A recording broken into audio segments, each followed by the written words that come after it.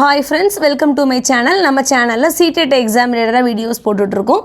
CTETல CDP and English ஃபுல்லா நம்ம வந்து syllabus wise எல்லா டாபிக்குமே எக்ஸ்பிளைன் பண்ணி with practice questionோட வீடியோஸ் போட்டுருக்கோம். எல்லாமே நம்ம சேனல்ல பிளேலிஸ்ட்ல இருக்கு பாருங்க.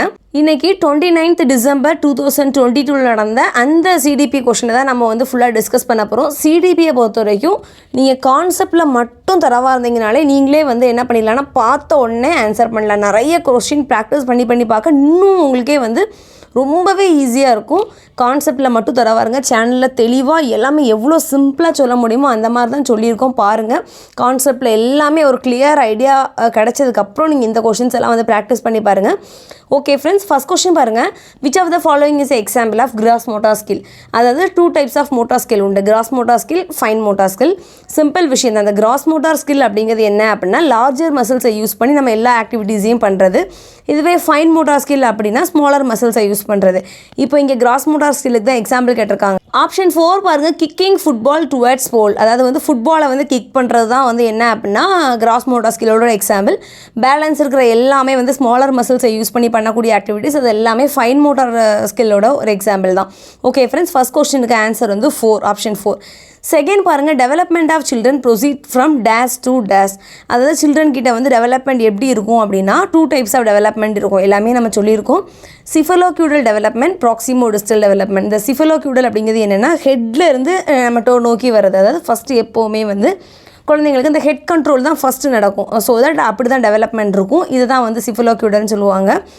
செகண்ட் என்ன அப்படின்னா ப்ராக்சிமோ டிஸ்டல் டெவலப்மெண்ட். ப்ராக்சிமோ அப்படின்னா ஃப்ரம் த சென்டர், டிஸ்டல் அப்படிங்கிறது towards the outside. Center of the development தான் ஃபஸ்ட் நடக்கும். அதுக்கப்புறம் தான் என்ன அப்படின்னா outside of the parts வந்து டெவலப் ஆகும். இப்போ எக்ஸாம்பிள் எப்படின்னா ஸ்பைனல் கார்டு தான் ஃபஸ்ட்டு டெவலப் ஆகும். அதுக்கப்புறம் தான் நம்மளுடைய ஹேண்ட்ஸு, ஃபிங்கர்ஸ் இந்த மாதிரி விஷயங்கள்லாம் டெவலப் ஆகும். இப்போ இங்கே ஆப்ஷன்ஸ் வச்சு பார்த்தீங்க அப்படின்னா நீங்களே உங்களுக்கு தெரியட்டாலும் கம்பேர் பண்ணி படிச்சுக்கலாம். இப்போ ஆப்ஷன் 1 தான் வந்து correct. Centre to extremities. First centre of the development தான் நடக்கும். செகண்ட் தான் வந்து மற்றது சென்டரில் இருந்து தான் எல்லா மற்ற டெவலப்மெண்ட் எல்லாமே நடக்கும். ஸோ இங்கே இன்டைரக்டாக வந்து ப்ராக்சிமோடிஸ்டில் தான் சொல்லியிருக்காங்க. ஸோ ஆப்ஷன் 1 தான் வந்து கரெக்டு. தேர்டு கொஸ்டின் பாருங்கள். Socialization of the child first begins with your parents in a family. அதாவது சோஷியலைசேஷன் அப்படிங்கிறது ஒன்றும் கிடையாது. எல்லா விஷயமே நம்ம சில்ட்ரனாக இருந்தாலும் சரி தான், அடல்ட்ஸாக இருந்தாலும் சரி தான், நம்ம எல்லாமே வந்து மற்றவங்க கிட்ட தான் லேர்ன் பண்ணுறோம். இந்த ப்ராசஸை தான் வந்து சோஷியலைசேஷன் அப்படின்னு சொல்கிறோம். இந்த சோஷியலைசேஷனில் ஃபேமிலி தான் எப்போவுமே ஃபஸ்ட்டு ப்ரைமரியான ஒரு சோஷியல் ஏஜென்சி. ஏன் அப்படின்னா ஒரு குழந்தை பிறந்ததுலேருந்து ஃபஸ்ட்டு எல்லாமே அவங்களோட வந்து ஃபேமிலிக்கிட்ட இருந்தால் எல்லா விஷயங்களையும் லேர்ன் பண்ணுறோம். ஸோ இது வந்து கரெக்ட் தான். Socialization of the child first begins with parents in the family. So வந்து இது கரெக்டு. செகண்ட் ரீசன் பாருங்கள். இந்த family is the primary agent of socialization. Already நான் சொன்ன மாதிரி சோஷியலைசேஷனில் ஃபேமிலி தான் வந்து என்னென்னா ஒரு ஃபஸ்ட்டு ப்ரைமரியான ஏஜென்ட். ஸோ ரெண்டுமே கரெக்ட் தான். Both A and R are true and R is the correct explanation of A. Fourth question பாருங்க. In accordance to Jean Piaget theory of cognitive development, which of the following concept should to be taught in the children in the age of 3 to 6 years? அதாவது வந்து பியாஜெட் அவங்களோட அந்த cognitive development தியரியில் ஒரு 4 stages சொல்லியிருப்பாங்க. என்னென்னா sensory motor, pre operational, concrete, formal operational stage. இந்த sensory motor அப்படிங்கிறது பெர்த்துலேருந்து ஒரு 2 years வரைக்கும். நெக்ஸ்ட் இந்த ப்ரீ ஆப்ரேஷனல் ஸ்டேஜ் வந்து 2 to 7. நெக்ஸ்ட் வந்து 7 to 11, 11 and above இருக்கும். இப்போ இங்கே என்ன கேட்டிருக்காங்க அப்படின்னா 3 to 6 years வரைக்கும் இருக்கக்கூடிய சில்ட்ரன் கிட்ட நம்ம என்ன கான்செப்ட் சொல்லிக் கொடுக்கணும் அப்படின்னா ஆக்சுவலாக அவங்களுக்கே வந்து என்ன அப்படின்னா அந்த டைம் தான் லாங்குவேஜ் வந்து டெவலப் ஆகும். அதே மாதிரி இமேஜின் பண்ணக்கூடிய அந்த இது வரும். சிம்பிள்ஸ் ரெப்ரசன்டேஷன் எல்லாமே வரும். ஸோ 3 to 6 years அந்த குரூப் ஆஃப் ஏஜஸ் குழந்தைங்களுக்கு நம்ம வந்து என்ன கான்செப்ட் சொல்லிக் கொடுக்கணும் அப்படின்னா சிம்பாலிக் ரெப்ரசன்டேஷன், சிம்பிள்ஸ் ஐடென்டிஃபை பண்ணுறதா அவங்களால அந்த இதில் என்ன பண்ண முடியும் அப்படின்னா லேர்ன் பண்ண முடியும்.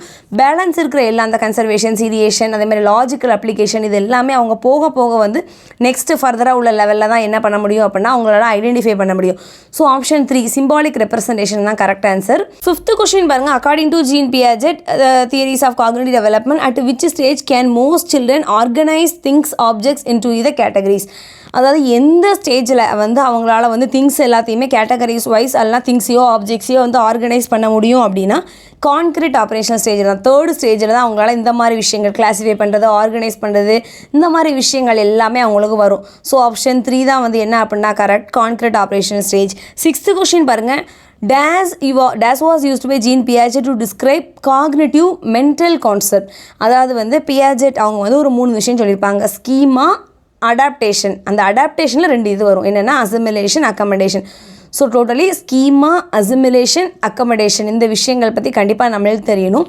இப்போதைக்கு நம்மளுக்கு ஸ்கீமா இது மட்டும் தான் தேவை. என்னன்னு சொல்லிட்டு, அதாவது ஸ்கீமா அப்படிங்கிறது ஒன்றும் கிடையாது, building blocks of our thinking. அதாவது ஒன்றும் கிடையாது, நம்மளோட திங்கிங்கை அப்படியே வந்து நம்ம இமேஜின் பண்ணி பார்க்கக்கூடிய அந்த ஒரு இதுதான் வந்து என்னென்னா ஸ்கீமா. இதை காக்னிட்டிவ் ஸ்ட்ரக்சர், நம்மளோட திங்கிங்க்கு ஒரு ஸ்ட்ரக்சர் அப்படி நம்மளுக்கு கொடுக்க தெரியணும். இப்போ ஒன்றும் இல்லை, ஆப்பிள் அப்படின்னு சொன்னோடனே ஆப்பிள்னால் இந்த மாதிரி ரெட் கலரில் இருக்கும், இந்த மாதிரி ஷேப்பில் இருக்கும், இப்படி நம்மளுக்கே ஒரு மென்டல் இமேஜினேஷன் வர்றது தான் என்ன அப்படின்னா ஸ்கீமான்னு சொல்லுவோம்.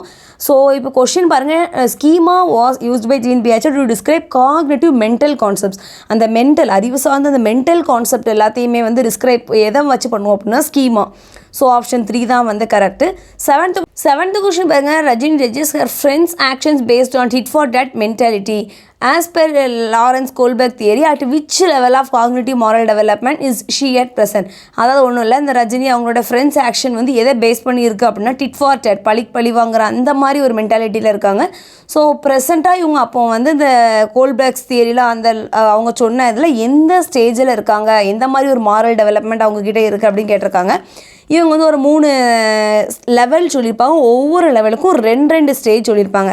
ஃபர்ஸ்ட் என்னென்னா pre conventional, conventional, post conventional morality.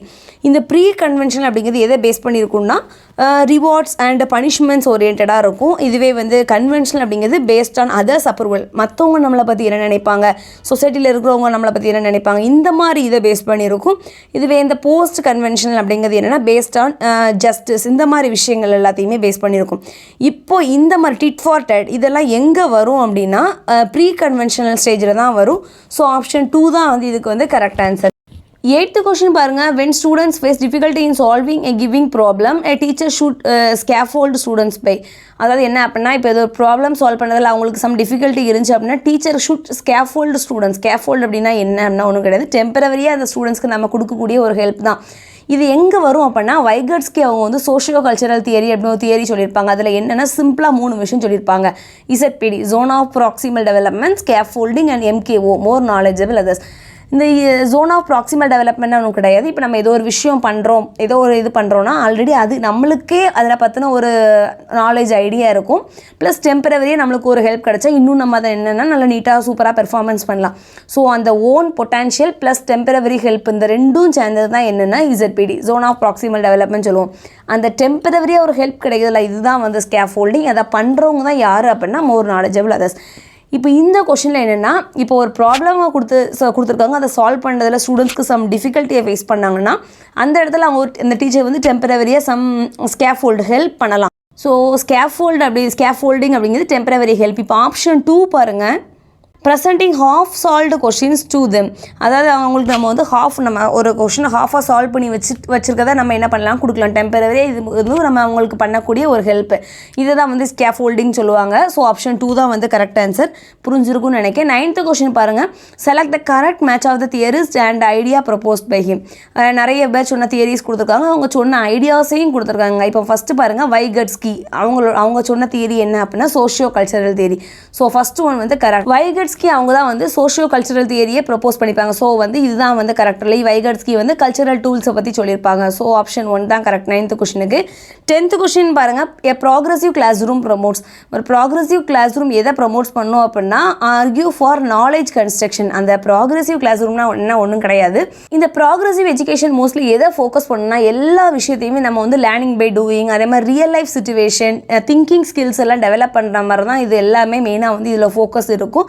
So progressive class room கண்டிப்பாக எதை ப்ரமோட் பண்ணும் அப்படின்னா நாலேஜ் கன்ஸ்ட்ரக்ஷன். ஸோ ஆப்ஷன் 1 தான் வந்து correct answer. Arc for knowledge construction அப்படின்னா என்ன அப்படின்னா எல்லா விஷயமே அவங்க எப்படி லேர்ன் பண்ணணும்னு நினைப்பாங்க அப்படின்னா நல்லா திங்க் பண்ணி நிறைய கொஷின்ஸ் கேட்டு தான் எல்லா விஷயத்தையுமே லேர்ன் பண்ணணும், புரிஞ்சுக்கணும் அப்படிங்கிற மாதிரி நினைப்பாங்க.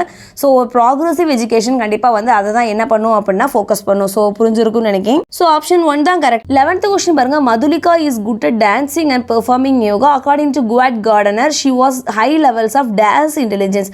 அதாவது என்ன அப்படின்னா இந்த கார்டனர் அவங்களோட தியரியில் நிறைய கைண்ட்ஸ் ஆஃப் இன்டெலிஜென்ஸ் சொல்லியிருப்பாங்க. இதில் இப்போ இவங்க வந்து இந்த மதுலிகா அவங்க வந்து டான்சிங் அண்ட் பெர்ஃபார்மிங் யோகா இதில் வந்து ஒரு நல்ல இதாக இருக்காங்க. ஸோ இவங்ககிட்ட என்ன லெவல் ஆஃப் இன்டெலிஜென்ஸ் இருக்கும் அப்படின்னா பாடிலி கினெஸ்தட்டிக். பாடிலி கினெஸ்தட்டிக் அப்படிங்கிறது ஒன்றும் கிடையாது. இவங்க எல்லா விஷயமே எப்படி லேர்ன் பண்ணுவாங்க அப்படின்னா த்ரோ பாடி மூமெண்ட்ஸ் இது மூலமாக லேர்ன் பண்ணுவாங்க. ஸோ தட் இதை வந்து பாடிலி கினெஸ்தட்டிக் அப்படிங்கிற மாதிரி சொல்லுவோம். ஸோ 11th கொஸ்டினுக்கு ஆப்ஷன் 3 தான் வந்து கரெக்டு.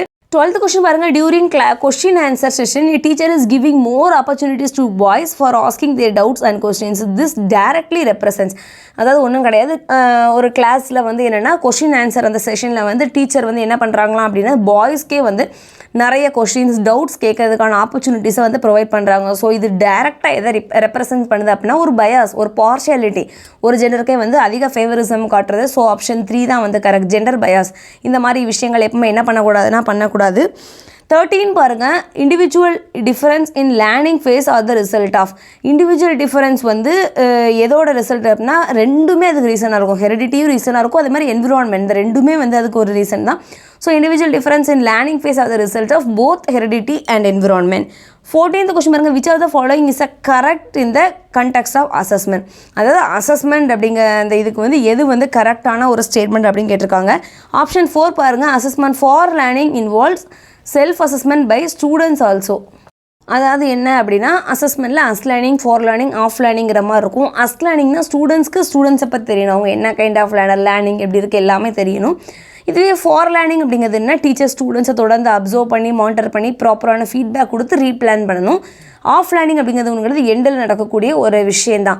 இப்போ இதில் ஆப்ஷன் வைஸ் பார்த்தீங்கன்னா எல்லாத்துலேயுமே சின்ன சின்ன வந்து என்ன இருக்குன்னா மிஸ்டேக்ஸ் இருக்குது. இப்போ ஃபஸ்ட் ஒன் பாருங்கள், assessment should done through the standardise test. Standardise test மூலமாக தான் நம்ம ஸ்டூடெண்ட்ஸ் அசஸ் பண்ணணும்னு கிடையாது.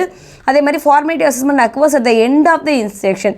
இது வந்து டோட்டலி அப்படி தப்பாக இருக்குது. ஃபார்மேட்டிவ் அசஸ்மெண்ட் அப்படிங்கிறது வந்து என்னென்னா டியூரிங் த ப்ராசஸில் நடக்கக்கூடிய ஒரு விஷயம். தேர்டு பாருங்கள், criteria referred test use norms is a typical leave for performance comparison. அதாவது இந்த கிரிட்டீரியா ரெஃபரன்ஸ் டெஸ்ட் அப்படிங்கிறது என்ன, எதுக்கு யூஸ் பண்ணுவோம் அப்படின்னா நம்மளே வந்து ஒரு ஃபிக்ஸ்டு லேர்னிங் கோல்ஸ் வச்சு அது கூட கம்பேர் பண்ணி பார்ப்போம். இதுவே நார்ம் ரெஃபரன்ஸ் டெஸ்ட் அப்படிங்கிறது என்னென்னா மற்ற ஸ்டூடெண்ட்ஸ் கூட கம்பேர் பண்ணி பார்க்குறது. இதுதான் இதோட சிம்பிள் டிஃபரன்ஸ். இப்போ கிரிட்டீரியா ரெஃபரன்ஸ் டெஸ்ட்டை வந்து நம்ம நார்ம் அது கூட வந்து என்ன பண்ண மாட்டோம்னா கம்பேர் பண்ண மாட்டோம். ஸோ இதுவும் வந்து ராங்கான ஒரு விஷயம் தான். ஆப்ஷன் 4 தான் வந்து correct. Assessment for learning involve self assessment by students also.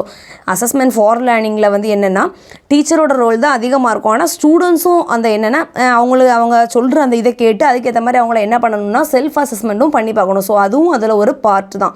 So option 4 தான் வந்து 14th correct answer. 15th question பாருங்கள், in order to assess critical thinking among students which of the following should chosen by teacher. அதாவது என்ன அப்படின்னா students கிட்ட வந்து critical திங்கிங்கை வந்து நம்ம அசஸ் பண்ணணும் அப்படின்னா என்ன மாதிரி இதை வந்து ஒரு டீச்சர் வந்து சூஸ் பண்ணணும் அப்படின்னா ஆப்ஷன் 1 பாருங்கள், ஆப்ஷன் 1 பாருங்கள், open ended questions requiring divergent thinking. அந்த இடத்துல ஓப்பன் எண்டட் கொஸ்டின்ஸை வந்து ப்ரமோட் பண்ணணும். டைவர்ஜென்ட் திங்கிங் அப்படின்னா ஒன்றும் இல்லை, திங்கிங் ஆஃப் பாசிபிள் ஆன்சர்ஸ் அப்படின்னு சொல்லுவாங்க. எவ்வளோ ஆன்சர்ஸ் வந்து பாசிபிளாக அவங்களால திங்க் பண்ண முடியும் அதுதான் என்னென்னா டைவர்ஜென்ட் திங்கிங் சொல்லுவாங்க. இதுவே கன்வர்ஜென்ட் திங்கிங் அப்படிங்கிறது ஃபைண்டிங் ஒன் கரெக்ட் ஆன்சர், ஒரே ஒரு கரெக்ட் ஆன்சர் ஃபைண்ட் பண்ணது வந்து கன்வர்ஜென்ட் திங்கிங். இப்போ ஸ்டூடெண்ட்ஸ் கிட்ட கிரிட்டிக்கல் திங்கிங்கை வந்து நம்ம வந்து அசஸ் பண்ணணும் அப்படின்னா கண்டிப்பாக ஓப்பன் எண்டட் கொஸ்டின்ஸை வந்து ப்ரமோட் பண்ணணும், requiring divergent thinking. So option 1 தான் வந்து 15க்கு வந்து கரெக்ட் ஆன்சர். 16th கொஸ்டின் பாருங்கள், இன்க்ளூசிவ் எஜுகேஷன் ரெக்வயர்ஸ். அதாவது என்ன அப்படின்னா இன்க்ளூசிவ் எஜுகேஷன்னா என்னன்னு சிம்பிளாக சொல்லிடுறேன். இந்த கிளாஸ் ரூமில் வந்து நார்மல் ஸ்டூடெண்ட்ஸும் இருப்பாங்க, ஸ்லைட்லி டிசேபிள் ஸ்டூடெண்ட்ஸும் இருப்பாங்க. ஸோ இங்கே எது வந்து ரொம்ப தேவை அப்படின்னு பாருங்கள். ஆப்ஷன் 1 பாருங்கள், ஸ்டாண்டர்டைஸ்டு கரிக்குலம். கண்டிப்பாக இருக்கக்கூடாது, அந்த கரிக்குலம் சம் ஃப்ளெக்சிபிலிட்டி இருக்கணும். ஸோ தட் எல்லாரோட நீட்ஸும் என்ன ஆகும் அப்படின்னா ஃபுல்ஃபில் ஆகும். செகண்ட் பாருங்கள், ப்ரமோஷன் ஆஃப் ஸ்டீரியோடைப்ஸ் எப்போவுமே நம்ம அதை என்ன பண்ணக்கூடாதுன்னா ப்ரமோட் பண்ணக்கூடாது. தேர்டு பாருங்கள், இன்அக்சசபிள் இன்ஃப்ராஸ்ட்ரக்சர், ப்ராப்பரான இன்ஃப்ராஸ்ட்ரக்சர் என்ன ப்ரமோட் பண்ணணும். ஸோ தட் அவங்க எல்லாருக்குமே வந்து ஒரு கம்ஃபர்ட்டாக என்ன பண்ணுவாங்கன்னா ஃபீல் பண்ணுவாங்க. ஃபோர்த்து தான் அப்போ என்ன அப்படின்னா கரெக்டாக இருக்கும், கன்சிடரேஷன் ஆஃப் டைவர்சிட்டி. அந்த டைவர்சிட்டியை கண்டிப்பாக என்ன பண்ணணும்னா ஒரு இதாக வந்து கன்சிடர் பண்ணணும் அந்த இன்க்ளூசிவ் கிளாஸ் ரூம் எஜுகேஷனில். So inclusive education requires consideration of diversity. புரிஞ்சிருக்கும்னு நினைக்கிறேன். 17th கொஸ்டின் பாருங்கள், to address the needs of children from disadvantage groups a teacher should know about their socio cultural context. அதாவது என்ன அப்படின்னா disadvantage groups அந்த ஸ்டூடெண்ட்ஸை வந்து அவங்களோட நீட்ஸ் வந்து நம்ம இதாகணும் ஃபுல்ஃபில் ஆகணும் அப்படின்னா கண்டிப்பாக அந்த டீச்சருக்கு என்ன தெரியணும், அவங்களோட சோஷியோ கல்ச்சரல் கண்டெக்ட், அவங்க சோசியோ கல்ச்சரல் சிச்சுவேஷன் என்ன அப்படின்னா கண்டிப்பாக தெரியணும். ஸோ இது வந்து கரெக்ட் தான். ரீசன் பாருங்கள், curriculum should be designed keeping average students in their mind. அதுக்கான கரெக்ட் ஒரு ரீசன் கிடையாது. 17 வந்து என்ன அப்படின்னா ராங் தான். ஏன்னா கரிக்குலம் டிசைன் பண்ணும்போது ஆவரேஜ் ஸ்டூடெண்ட்டை மட்டும் நம்ம மைண்டில் வச்சு டிசைன் பண்ண முடியாது. ஸோ வந்து A is correct but R is false. So 17க்கு வந்து ஆப்ஷன் 3 தான் வந்து correct, A is true but R is false. 18th question பாருங்கள், dyslexia is a dance disability. அது டிஸ்லெக்ஸியா, டிஸ்கிராஃபியா, டிஸ்கால்குலியான்னு உண்டு. டிஸ்லெக்ஸியா அப்படிங்கிறது என்ன அப்படின்னா ஒரு லேர்னிங் டிசபிலிட்டி தான். இது ஸ்பெசிஃபிக்காக எதில் என்ன லேர்னிங்கிற மாதிரி கேட்கல. டிஸ்லெக்ஸியா அப்படிங்கிறது என்ன அப்படின்னா ஒரு ஸ்பெசிஃபிக்கான லேர்னிங் டிசபிலிட்டி, அவ்வளோதான். 19th கொஸ்டின் பாருங்கள். Which of the following is a typical characteristics of autism disorder? Autism disorder இருக்கவங்களுக்கு என்ன மாதிரி ஒரு கேரக்டர் இருக்கும் அப்படின்னா இம்பயர்ட் கம்யூனிகேஷன். அதாவது என்ன அப்படின்னா மற்றவங்க கூட சொசைட்டியில் வந்து நார்மலாக என்ன பண்ண மாட்டாங்க அப்படின்னா எல்லாரும் கூடயும் கம்யூனிகேட் பண்ண மாட்டாங்க, பேச மாட்டாங்க. ஒரு ப்ராப்பரான ஒரு இன்ட்ராக்ஷன் வந்து அவங்களுக்கு வந்து இருக்காது சொசைட்டியில். ஸோ வந்து 19th கொஸ்டினுக்கு ஆப்ஷன் 1 தான் வந்து கரெக்டு. 20 பாருங்க. the needs of learners of different abilities in the classroom can be catered by. அதாவது என்ன அப்படின்னா நிறைய ஒரு கிளாஸ் ரூமில் டிஃப்ரெண்ட் எபிலிட்டிஸ் இருக்கக்கூடிய லேர்னர்ஸ் இருப்பாங்க. அவங்கள நம்ம எப்படி வந்து கேட்டர் பண்ணணும் அப்படின்னா giving task for graded difficulty. அவங்களுக்குன்னு சம் கிரேடட் இருக்கும், அதுக்கு ஏற்ற மாதிரி நம்ம என்ன பண்ணணும் அப்படின்னா டிஃபிகல்ட்டியான டாஸ்க் கொடுக்கணும். இப்போ வந்து ஸ்லோ லேர்னர்ஸ் கிட்ட போயிட்டு நம்ம வந்து பெரிய பெரிய டாஸ்க்கை கொடுத்தா அவங்க பாவம் இது பண்ண முடியாது. இதுவே கிஃப்டட் சில்ட்ரன்ஸ்கிட்ட போயிட்டு ஈஸியான ஒரு டாஸ்க்கு கொடுத்தா ஒரே நிமிஷத்தில் அவங்க இதை என்ன பண்ணிடுவாங்கன்னா பண்ணிடுவாங்க.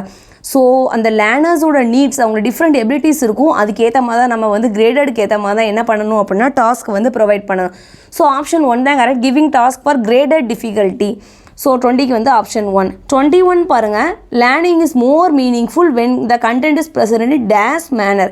லேர்னிங் வந்து எப்போ ரொம்ப மீனிங்ஃபுல்லாக இருக்கும் அப்படின்னா அந்த கண்டென்ட்டை எந்த வேலை நம்ம ப்ரெசென்ட் பண்ணணும் அப்படின்னா ஆர்கனைஸ்ட் மேனர். அதாவது என்ன அப்படின்னா நம்ம சொல்லிக் கொடுக்குற கண்டென்ட்டை நல்லா ஆர்கனைஸ் பண்ணி தெளிவாக ஒரு மீனிங்ஃபுல்லாக சொல்லிக் கொடுத்தோம் அப்படின்னா அந்த லேர்னிங் வந்து ரொம்ப ஒரு மீனிங்ஃபுல்லாக இருக்கும். ஸோ 21க்கு வந்து ஆப்ஷன் 4 தான் வந்து கரெக்டு. 22 பாருங்கள். while teaching the concept of space, the teacher realized that students have several misconceptions about this concept.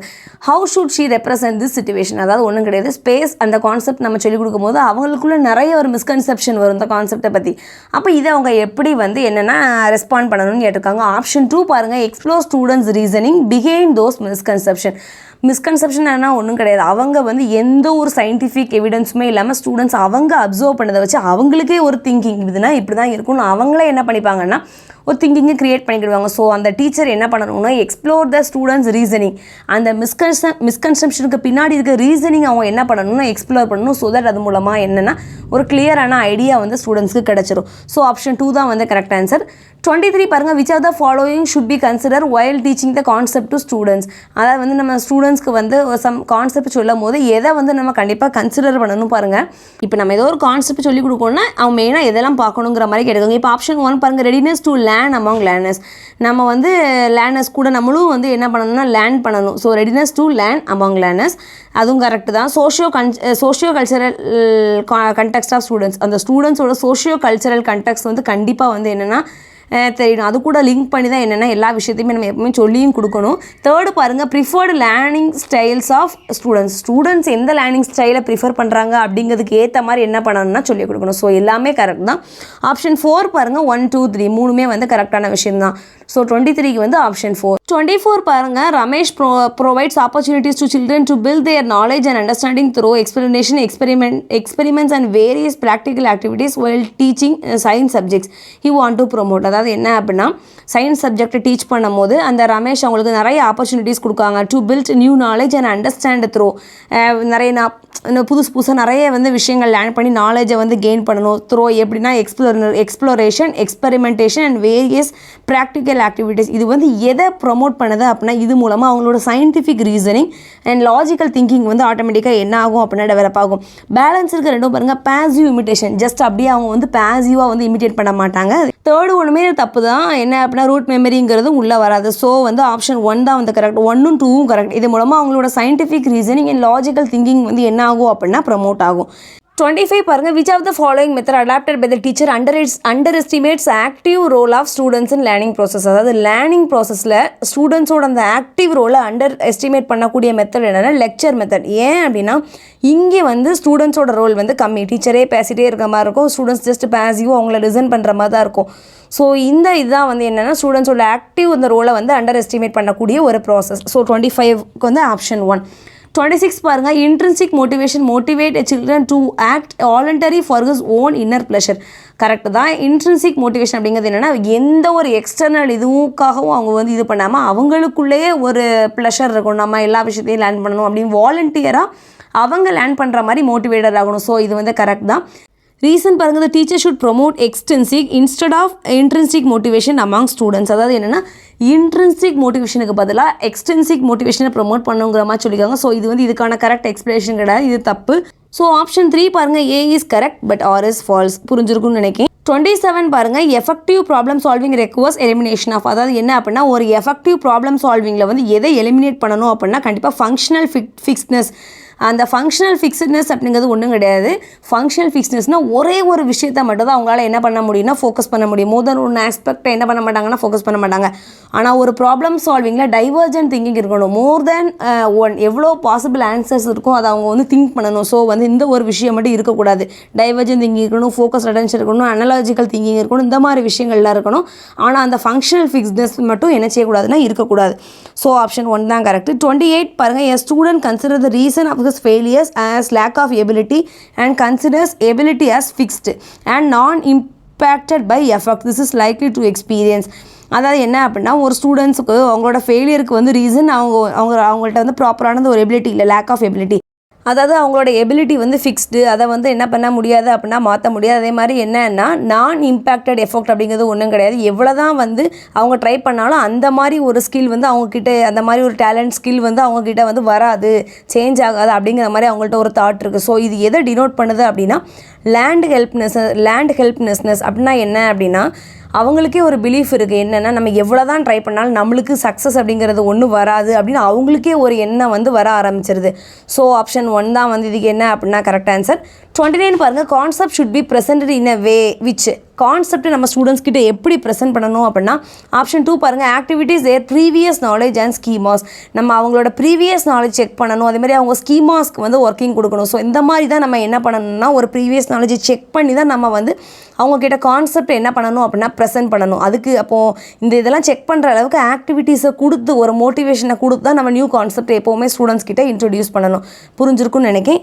30 பாருங்கள், டிக்ளரேட்டிவ் நாலேஜ். அதாவது டிக்ளரேட்டிவ் நாலேஜ் அப்படிங்கிறது என்ன அப்படின்னா it's mainly about knowing what and which aspects of knowledge. Declarative அப்படின்னாலே what which, இந்த aspects of knowledge தான் என்ன அப்படின்னா டிக்ளரேட்டிவ் நாலேஜ், டிக்ளேர் பண்ணுறது, அவ்வளோதான். ஸோ சிம்பிள் விஷயம் தான். கான்செப்டில் மட்டும் நம்ம தரவா இருந்தாலே நம்மளே வந்து ஆப்ஷன்ஸை வச்சு எது ராங் எது கரெக்ட் அப்படிங்கிறதெல்லாம் ஈஸியாக ஃபைண்ட் பண்ணிடலாம். கான்செப்டில் மட்டும் தரவாருங்க. சீட்டை பொறுத்த வரைக்கும் அப்படி நம்ம மக்கப் பண்ணி இங்கே ஒரு கொஷினை கூட என்ன பண்ண முடியாதுன்னா ஆன்சர் பண்ண முடியாது. கான்செப்ட் மட்டும் தரவாதிங்கன்னா ஈஸியாக பார்த்த உடனே நம்ம 30 கொஷினை என்ன பண்ணிடலாம் அப்படின்னா ஆன்சர் பண்ணிடலாம். ரொம்ப டைம் எடுக்கவே செய்யாது. ஒரு 5-6 கொஷின் ப்ராக்டிஸ் பண்ணி பார்த்தீங்கனாலே உங்களுக்கே ஆட்டோமேட்டிக்காக என்னென்னா நெக்ஸ்ட்டு நீங்கள் ப்ராக்டிஸ் பண்ணி பார்க்கும்போது ஈஸியாக வந்து என்ன அப்படின்னா 30 நீங்கள் ஆன்சர் பண்ணுற மாதிரி தான் இருக்கும். நம்ம சேனலில் எல்லாமே கிளியராக எக்ஸ்பிளைன் பண்ணி போட்டிருக்கோம். சேனலை தொடர்ந்து வாட்ச் பண்ணுங்கள், சப்ஸ்கிரைப் பண்ணுங்கள், ஃப்ரெண்ட்ஸ்க்கு ஷேர் பண்ணுங்கள். டவுட்ஸாக இருந்தால் கீழே கமெண்ட்ஸில் கேளுங்க. Thank you friends.